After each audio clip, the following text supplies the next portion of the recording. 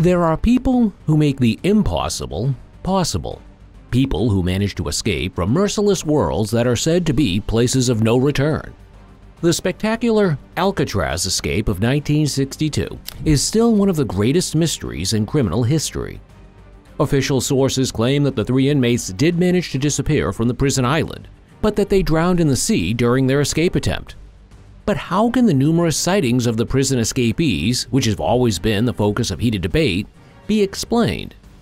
Who were the men who led all the guards around by the nose and made a mockery of the supposedly safest prison in the world?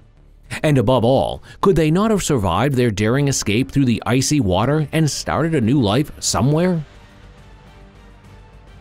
Imagine it's 1962. You've been convicted of a serious crime, sentenced by a court, and the next thing you see is this: a small rocky island in the middle of San Francisco Bay that resembles an impregnable fortress. The bitter cold water lashing against the shore as if in mockery nips any thoughts of an escape in the bud, as does the sight of the heavily guarded walls. After your arrival, you realize that The Rock more than lives up to its merciless reputation. The rules that prevail here, and must be meticulously adhered to, are harsh and relentless. Regular contact with the outside world? Dream on. Time off, prison work, and a wide range of leisure activities? Not in this prison. What good is it that the creme de la creme of the criminal demonode has already been sent to Alcatraz alongside you? You can't buy the fact that Al Capone, Machine Gun Kelly, and Robert Stroud have served time here just a few cells away at this point. But hey, at least the showers spit out pleasantly warm water, a luxury that no other prison in the United States offers. The fact that the supposed wellness experience is actually due to the fact that the inmates are not supposed to get used to the cold temperatures of the surrounding sea is irrelevant. After all, your new home is extremely stingy with such amenities. But then, one morning, you notice an excited murmur running through the asylum. As the guards rush frantically through the corridors, you think you can catch a glimpse of pure bewilderment on their faces. And soon, you know why. Your fellow inmates, Frank, Clarence, and John, those devilish bastards, have actually managed to escape. Who were the Alcatraz conquerors? What was nothing more than an exciting mind game for you right now was nothing more than reality for many Alcatraz inmates in 1962. But how on earth did the trio manage to cheat the guards and disappear unnoticed from the prison screen? Well, to understand this, we should first take a closer look at the group. Frank Morris ended up on The Rock for armed robbery and drug dealing. With an IQ of 133, he is said to have been exceptionally intelligent. Brothers John and Clarence Anglin found themselves behind bars for crimes such as theft and bank robbery, and they had already escaped from the federal prison in Leavenworth before their trip to Alcatraz. At this point, however, we should note that the later trio was originally a quartet.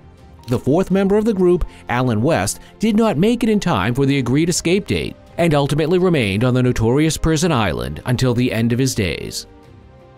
The 4 inmates knew each other from previous prison stays in Florida and Georgia, and when they were assigned to neighboring cells in December 1961, they began to devise an ingenious escape plan under the direction of Morris. But as a general rule, where classic escape tools are in short supply, somewhat more creative routes to freedom sometimes have to be taken. In detail, this means that the men gathered discarded saw blades and metal spoons from the canteen to scrape the brittle mortar from the walls and widen the ventilation shafts. In addition, the escapees also had an electric drill that they had cobbled together from a motor of a vacuum cleaner. However, it is in the nature of things that such construction work often makes a lot of noise and can raise some unpleasant questions. To get around these problems, the men covered the holes in the walls with painted cardboard and drowned out the construction noise with Morris's accordion, which they played at regular music lessons. The coolest prison break of all time.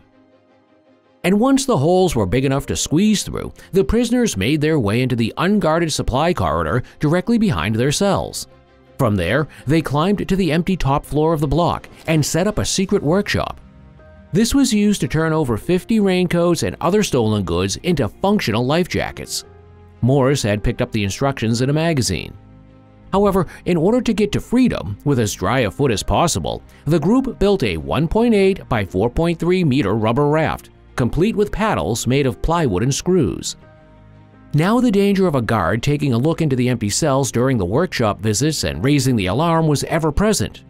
Fortunately, those who have handmade doll heads made from a papier-mâché-like mixture of soap, toothpaste, concrete dust, and toilet paper at hand for this eventuality. True to the motto, "Audacity triumphs," the men placed the painted and hair-covered heads in their beds, and incredibly, they didn't get caught.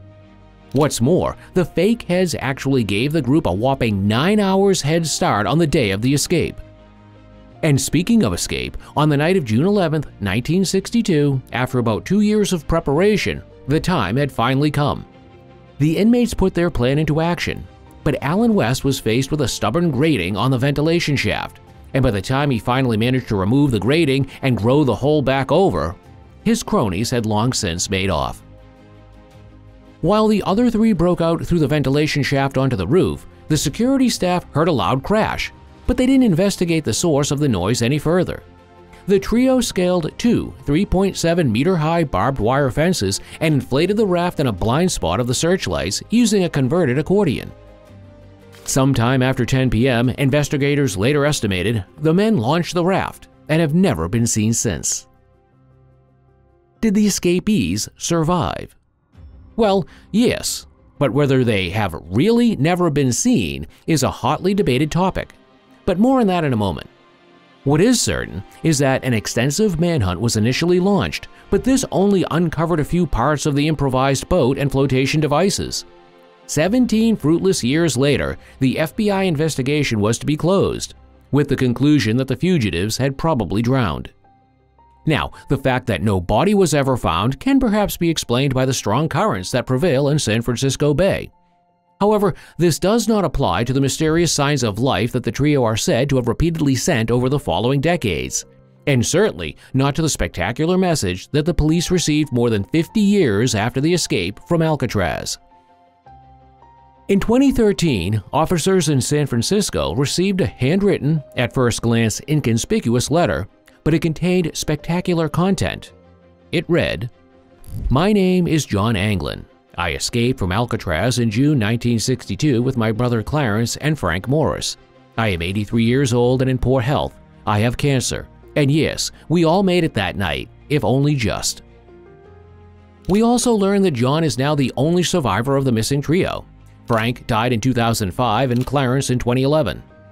Furthermore, the now elderly gentleman would have spent most of his life in Seattle after the escape and lived in North Dakota for 8 years, but is currently somewhere in Southern California, and would be willing to turn himself in under certain circumstances.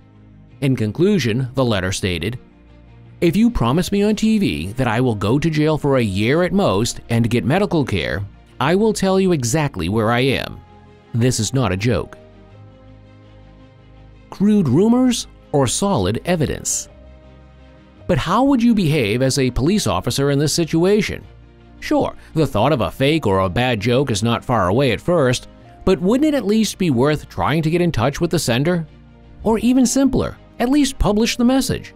In fact, it took 5 years before the public even found out about the existence of the mysterious letter.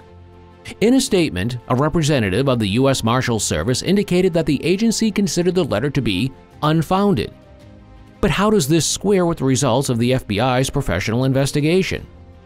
Carried out in the Forensic Handwriting Analysis Laboratory, it by no means came to the conclusion that the message was a clear forgery. In fact, at the end of the detailed analysis, the FBI staff had no choice but to add the following entry to the results column: inconclusive. Conversely, this also means that it cannot be ruled out that the letter was really written by John Anglin, and that the trio survived their escape from Alcatraz. And, hand on heart, if those responsible are really 100% convinced that the men drowned back then, why are Frank Morris and the Anglin brothers still on the list of California's most wanted criminals? In detail, the FBI has not refrained from publishing artificially aged mugshots of the fugitives. But if the three really did manage to get ashore, go into hiding, and start a new, anonymous life somewhere, then someone must have seen them at some point, or at least received a sign of life from them. Well, the surprising news is, That's exactly what happened.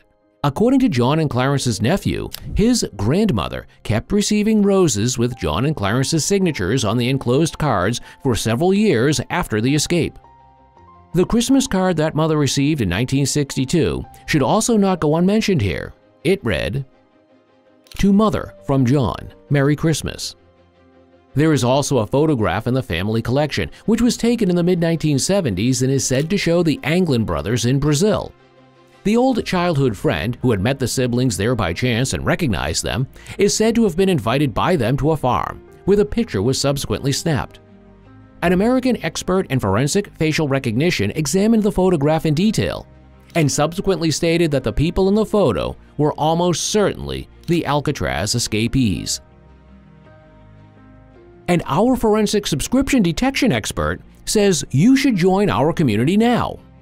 Feel free to hit the like and subscribe button now and never miss a new video from us again.